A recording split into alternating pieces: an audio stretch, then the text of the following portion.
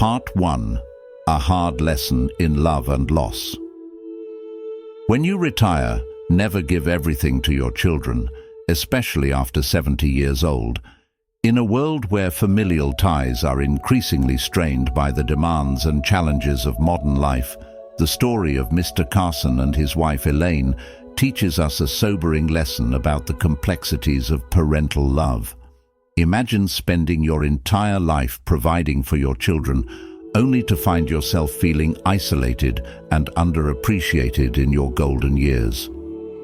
For Carson and Elaine, their journey from being loving, selfless parents to emotionally neglected retirees is a powerful example of how too much giving without boundaries can ultimately lead to heartbreak.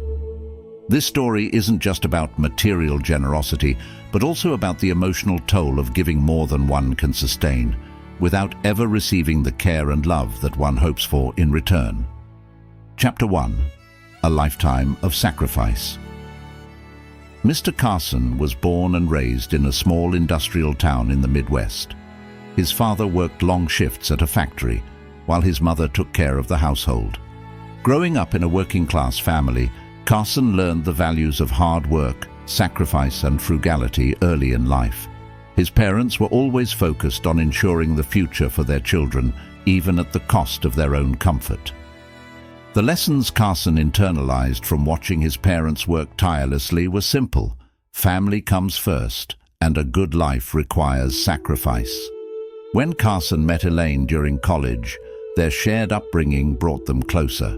Elaine had grown up in a similarly modest family, where her parents worked multiple jobs to ensure that their children could have a better future.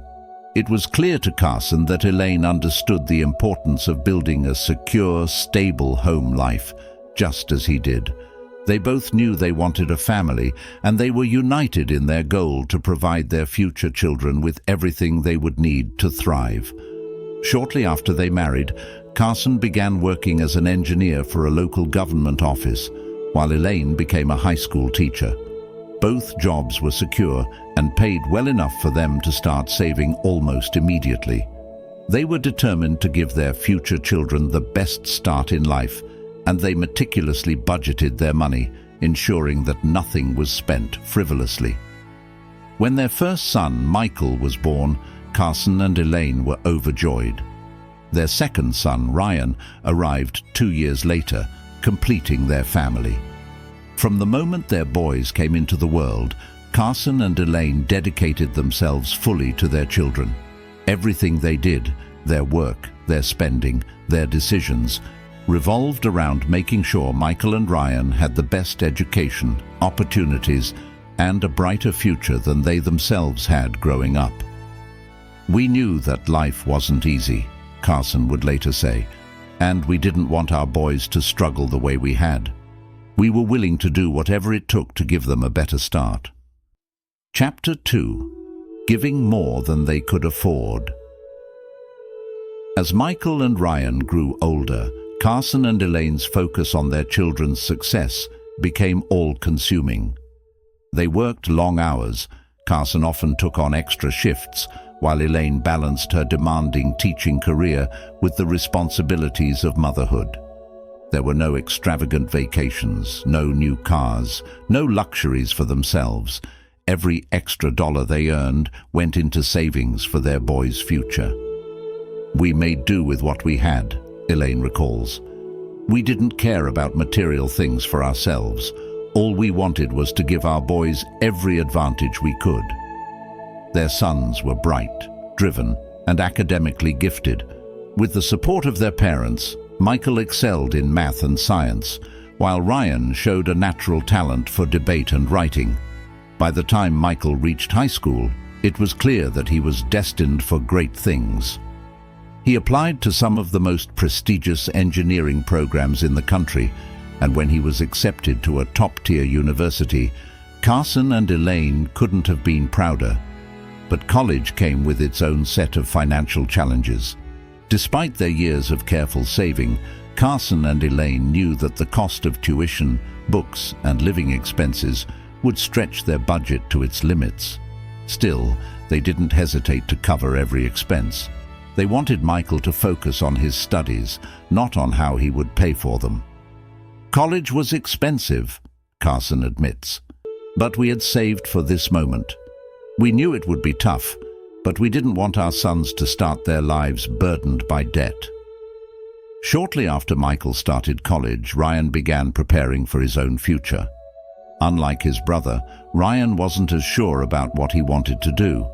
He considered law school but worried about the cost and the commitment.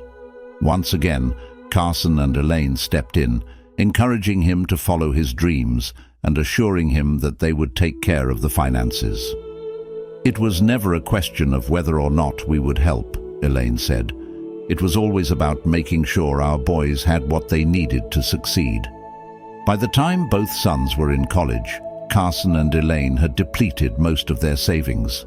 They had sacrificed their own needs for years to support their children's education and future.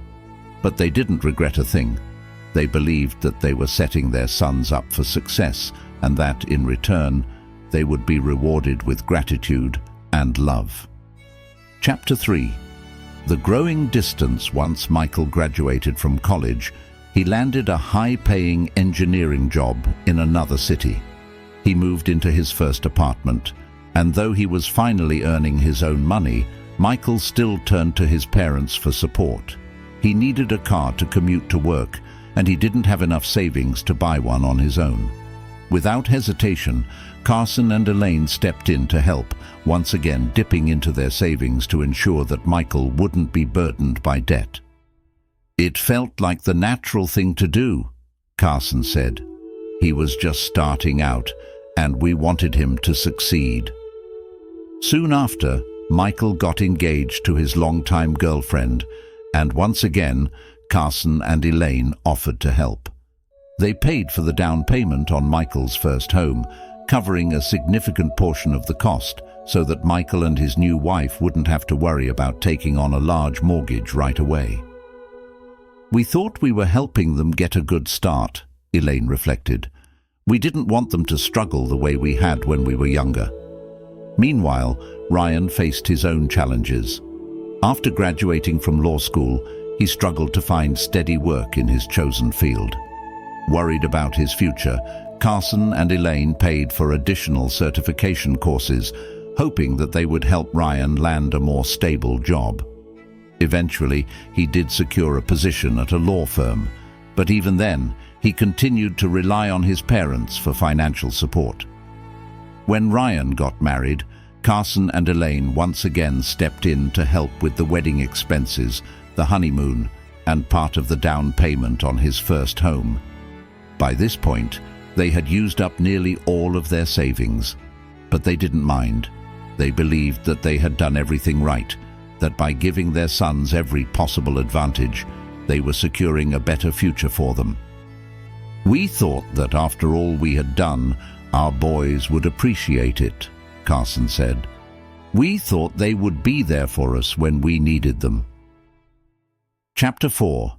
The Start of Disappointment. As Carson and Elaine approached retirement, they had little left in terms of savings, but they weren't worried.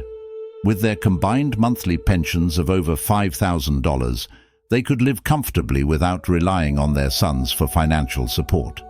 They looked forward to finally enjoying their golden years, traveling and spending time together after decades of hard work. But as the years passed, Carson and Elaine began to notice a growing distance between them and their sons. Despite all the support they had given over the years, Michael and Ryan rarely visited or called. Michael, who lived just a few hours away, would only come home once a year, usually around Christmas, and even then his visits were brief and seemingly obligatory. He would show up, stay for a day or two, and then leave without so much as a thank you, Elaine said. It was as if we didn't matter anymore. When Michael visited, he would arrive empty-handed, taking the gifts his parents had carefully prepared for him and his family, but offering nothing in return. One year, he brought them 2 shirts as a Christmas gift, and when Elaine gently mentioned how little effort it seemed to require, Michael brushed her off. He said, "You're old now, Mom. You don't need much." Elaine recalled, her voice tinged with sadness. That really hurt. It wasn't about the gift itself, but about the lack of thought, the lack of love. Meanwhile, Ryan had become even more distant. He rarely visited at all, and when he did call, it was usually to ask for money. Over the years, Carson and Elaine had become accustomed to Ryan asking for financial help, but now it was different. There was an entitlement in his voice, as if he expected his parents to continue providing for him indefinitely.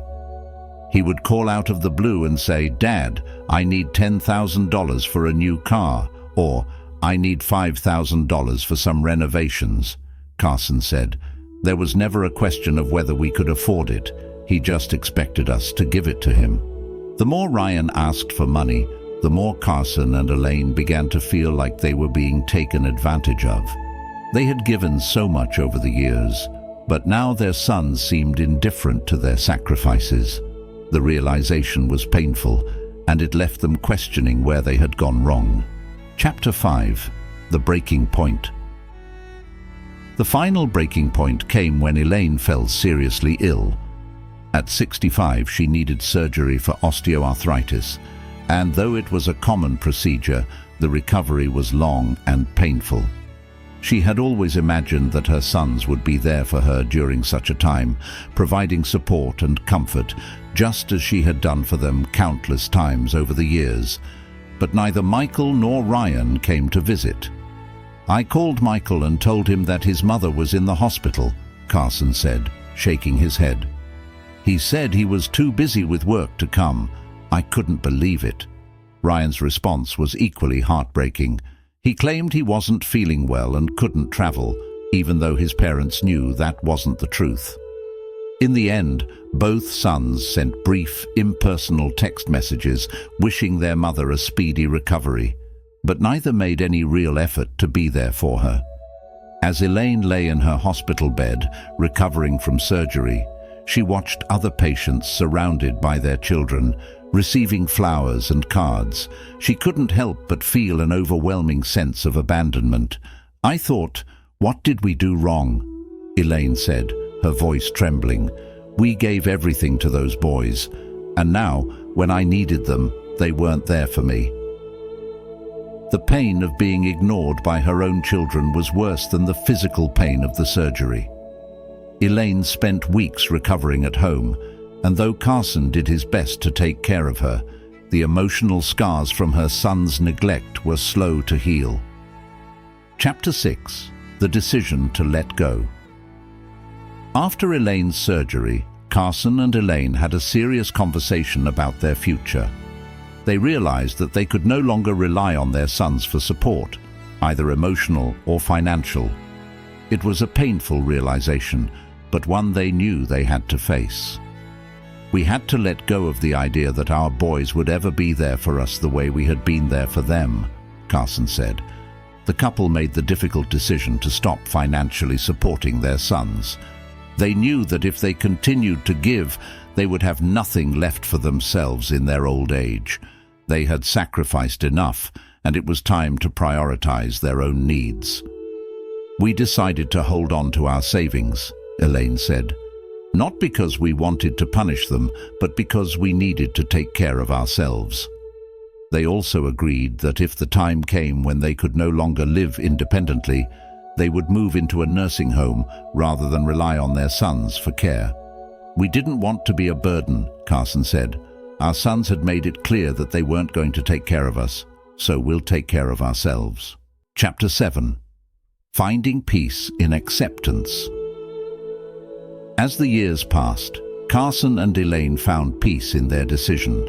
They no longer gave their sons money, and though their relationship with Michael and Ryan remained distant, they had come to terms with it. They knew they had done their best as parents, and now it was time to focus on their own happiness. "We gave them everything we could," Carson said, "and now it's time to live our own lives." The couple began traveling, taking trips they had always dreamed of. They spent more time with friends and pursued hobbies that brought them joy. Though their sons were no longer a central part of their lives, they had each other, and that was enough. "We've found happiness in each other," Elaine said. "We've let go of the disappointments, the expectations. We're living for ourselves now, and that's a good feeling." Their story is a poignant reminder that parental love, while boundless, must also come with limits. Parents have the right to protect their own futures, to set boundaries, and to live their lives free from the burden of endless sacrifice. Epilogue, a new chapter. In today's fast-paced world, it's easy for family relationships to become strained. Children grow up, move away, and focus on building their own lives, often forgetting the sacrifices their parents made to help them get there. But Carson and Elaine's story teaches us an important lesson. While it's natural for parents to want to give everything to their children, it's just as important to give to themselves. As Carson and Elaine sit on their porch, watching the sunset over their quiet neighborhood, they know that they have each other. And sometimes that's all you really need.